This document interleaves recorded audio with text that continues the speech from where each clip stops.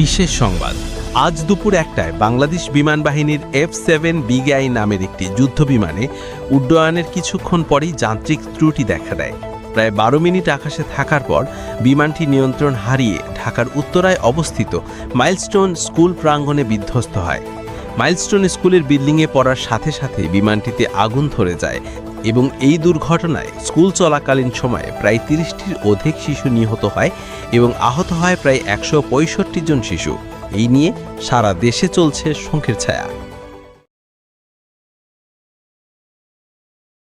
Sir, বর্তমান বাংলাদেশের রাজনৈতিক ব্যবস্থা নিয়ে আমার কিছু প্রশ্ন আছে। আচ্ছা বলুন, জনগণের প্রশ্নের উত্তর দিতে আমরা সবসময় প্রস্তুত। স্যার, এখনকার রাজনীতিতে দলীয় স্বার্থ আগে, দেশের স্বার্থ পরে। রাষ্ট্রের প্রতিষ্ঠানগুলো দলীয় কাজে ব্যবহার করা হচ্ছে। দুর্নীতি, চাঁদাবাজি, লুটপাটে সাধারণ মানুষ আজ দিশেহারা। দুবেলা খাবার জোটানোটাই যেখানে যুদ্ধ, সেখানে রাজনীতি কি শুধুই পদের খেলা? কে আপনি? আমি একজন সচেতন নাগরিক। এই সচেতন মানুষগুলো আজকাল বেশি জ্ঞান দেয়। আপনি জানেন দেশে কত উন্নয়ন হয়েছে? মেট্রো রেল, পদ্মা সেতু, ফ্লাইওভার, এগুলো মূল্য বোঝেন আপনি? স্যার, পদ্মা সেতু হয়েছে আমি গর্বিত, কিন্তু সেতুর নিচে তো পেটে ক্ষুধা। ডিজিটাল বাংলাদেশ হয়েছে ঠিকই, কিন্তু জনগণের তো পকেট ফাঁকা। আপনি কি বিরোধী দলের লোক? স্যার, আমি শুধুই একজন মানুষ। আমি চাই আমার সন্তানের ভবিষ্যৎ যেন অন্ধকার না হোক, আমার ভোট যেন সত্যিকারের গণতন্ত্র করতে পারে। আপনার মতো লোকের জন্য দেশে উন্নয়ন বাধাগ্রস্ত। স্যার, উন্নয়ন যদি কেবল বিলবোর্ডে থাকে তাহলে সাধারণ জনগণ শুধু দর্শকই থাকবে, মালিক না। আর এই দেশ জনগণের, কারো পারিবারিক ব্যবসা না।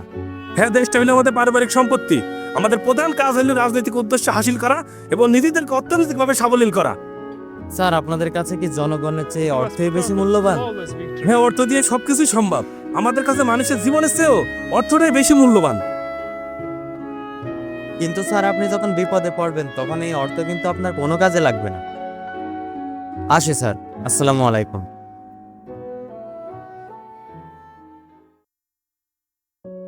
চুয়াডাঙ্গা জেলার হাসাদা স্কুলে প্র্যাকটিক্যাল নাম্বারের জন্য চাঁদা না দেওয়ায় পুরো ক্লাস ফেল।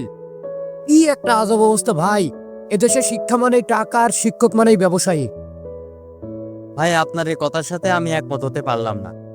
একজন দুজন শিক্ষক যদি নিজেদের সাথে অন্যায় করে, তার মানে এই না যে সব শিক্ষক খারাপ। এই কে আপনি ভাই? আমি একজন সচেতন নাগরিক। হো, তাই নাকি? এতক্ষণে বুঝলাম এত জ্ঞান কোথা থেকে আসে। ভাই, আপনি হয়তো জানেন না, এদেশের অনেক শিক্ষক এখনো প্রশিক্ষণহীন। আবার কেউ দুর্নীতির সাথেও অংশীদার। আবার কেউ কেউ টাকার লোভে প্রাইভেট টিউশনের ওপর নির্ভরশীল। ফলে এই দেশের গরিব শিক্ষার্থীরা দিন দিন পিছিয়ে পড়ছে। আর এটাই সত্য। ভাই, সব শিক্ষক কিন্তু এক না। অনেকেই অল্প বেতনে দেশের প্রত্যন্ত অঞ্চলে আলো জ্বালাচ্ছেন। অনেক শিক্ষক আছে যারা অন্যায়ের বিরুদ্ধে কথা বলে, তারাই জাতি গঠনের কারিগর। ভাই থামেন তো, এত জ্ঞান দেখায়েন না, বুঝছেন? আপনার ছাড়া আমার জ্ঞান কম নাই। এখনকার বেশিরভাগ শিক্ষকই টাকা চেনে, আদর্শ নয়। আপনি বরং এখান থেকে যান। আমি বোকা মানুষের সাথে কথাবার্তা বাড়াই না। যেদিন আপনি প্রকৃত শিক্ষকের দেখা পাবেন, সেদিন আপনি শিক্ষকদের মূল্য বুঝতে পারবেন। আসি ভাই, আসসালামু আলাইকুম। ওয়ালাইকুম আসসালাম।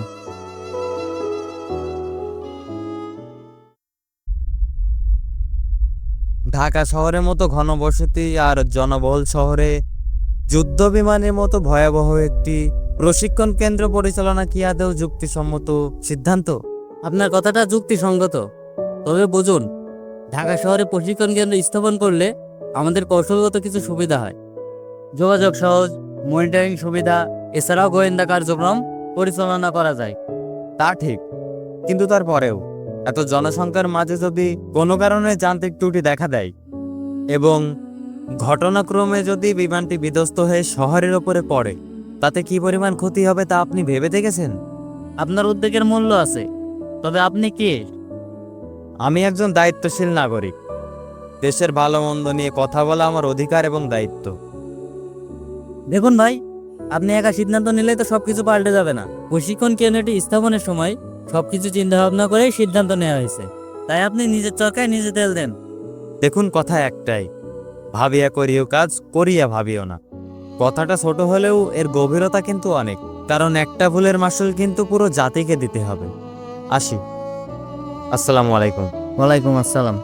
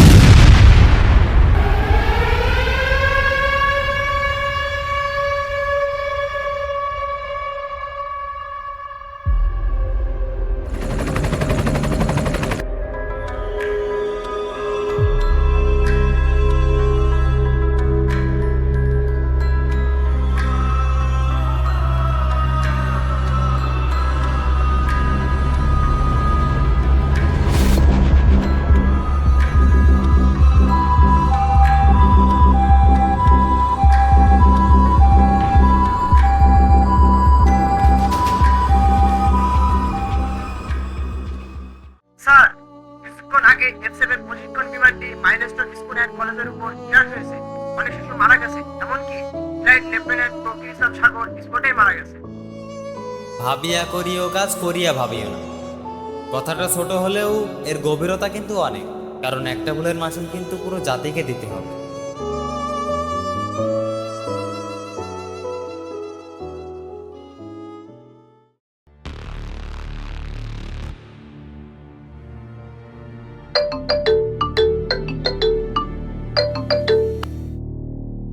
কি সমস্যা কি তোর?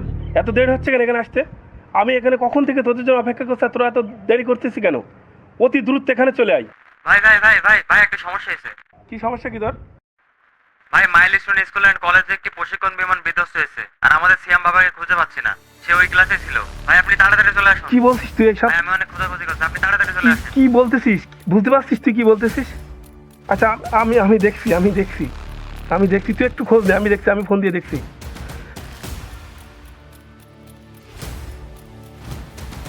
হ্যালো, আমার বাচ্চা শ্যামকে খুঁজে পাচ্ছি না, আপনারা একটু দেখুন তো প্লিজ। মাইলস্টোন কলেজে একটু যেই দেখুন। বল না, আমার শ্যাম।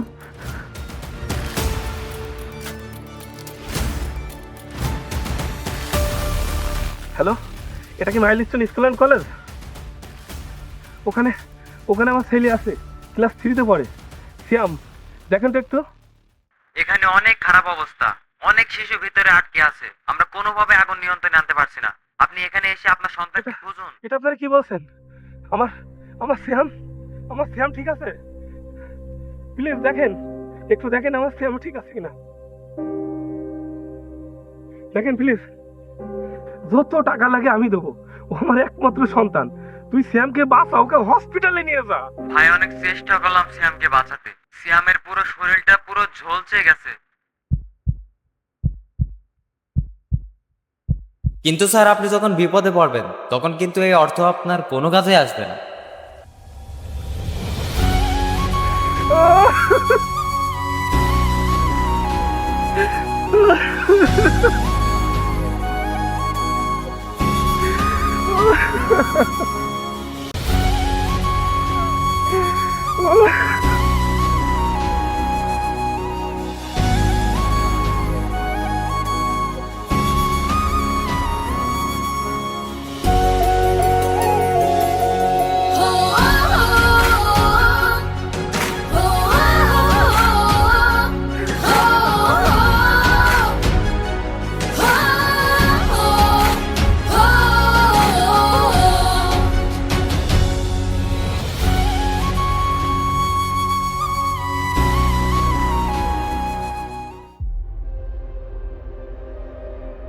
বাবা,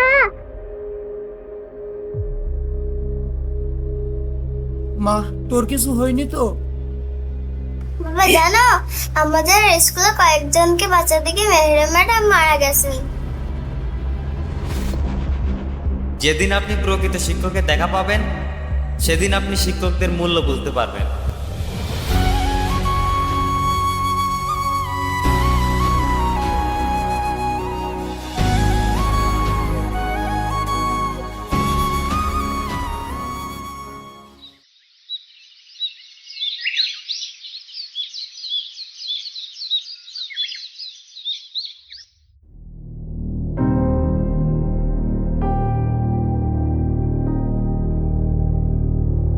আপনারা মানুষকে বোঝান পিপল ডিজার্ভ গভর্নমেন্ট। যে দেশের মানুষ যেমন, সেই দেশের আইন শৃঙ্খলার রাজনীতি ঠিক তেমনই হবে। তাই মানুষকেই পরিবর্তন হতে হবে। তুমি কে আমি কে, সচেতন নাগরিক, সচেতন নাগরিক, তুমি কে আমি কে, সচেতন নাগরিক, সচেতন নাগরিক, তুমি কে আমি কে। সচেতন নাগরিক, সচেতন নাগরিক।